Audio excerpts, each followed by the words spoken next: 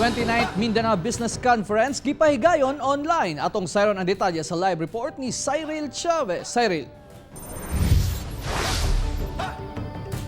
Yes, Real, mga programa aron mulambo ang ekonomiya sa Mindanao taliwala sa pandemya ang lakip sa mga nahisgutan sa unang adlaw sa Mindanao Business Conference.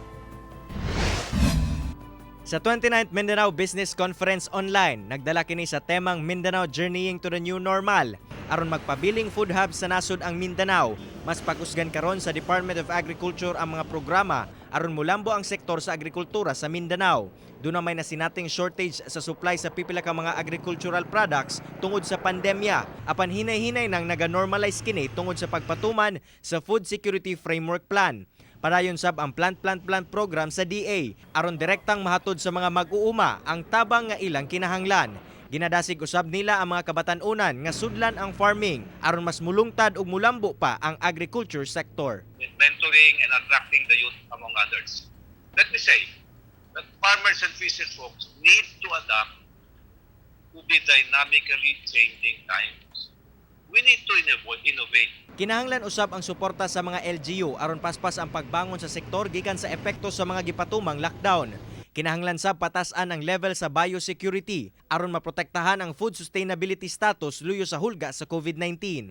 Padayon sab ang paningkamot sa private sector aron makasugakod ang ilahang mga negosyo taliwala sa epekto sa pandemya.